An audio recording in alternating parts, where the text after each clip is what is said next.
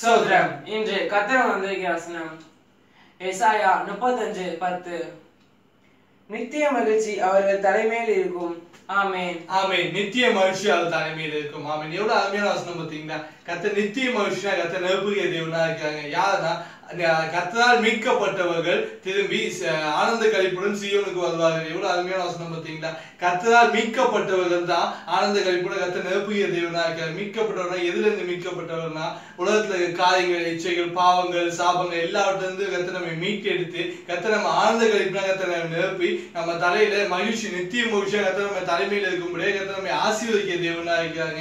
எப்படின்னா ஒரு ஆசீர்வாதம் ரெண்டு ஆசீர்வாதம் சொல்லி கர்த்தர் நமக்கு ஒரு அளவு வைக்கல. ஆசீர்வாதத்துக்கு அளவில்லாமல் கர்த்தர் வைத்து கர்த்தர் நம்ம அளவில்லாமல் கர்த்தர் நித்தியமாய் கர்த்தர் நம்ம மகிழ்ச்சி கர்த்தர் நமக்கு தந்து கர்த்தர் நம்ம நடத்திய தேவனா இருக்கிறாங்க. சந்தோஷமா இருங்கள் என்று மறுபடியும் சொல்லி கர்த்தர் சொல்லியாருல நம்ம எப்பயுமே ஆனந்தமா இருக்கணும், சந்தோஷமா இருக்கணும், மகிழ்ச்சியா இருக்கணும் கர்த்தர் பிரியப்படிய தேவனா இருக்கிறாங்க.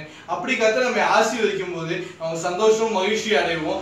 சஞ்சலம் தவிர்ப்பு நம்ம விட்டு ஓடிப்போம். எவ்வளவு அருமையா கர்த்தர் சொல்லிக்கிறார்ல. கர்த்தர் நம்ம ஆசீர்வதிக்கும் போது சந்தோஷம் மகிழ்ச்சியா கர்த்தர் நம்ம நிரப்பும் போது கர்த்தர் எல்லா பாடுகள் உபத்திரவங்கள் சஞ்சலம் தவிர்ப்புனா எல்லா பாடுகள் உபத்திரவங்கள் நம்ம இதுவரை ஏன் இந்த பிரச்சனை நமக்கு வந்துச்சு நம்ம புலம்பிக் கொண்டு இருப்போம், யோசனை பண்ணி கொண்டு இருப்போம்ல எல்லா காரையும் கர்த்தர் நம்ம மாற்றி போட்டு அது நம்ம விட்டு ஓடும்படியா கர்த்தர் செய்கிற தேவனா இருக்கிறாங்க.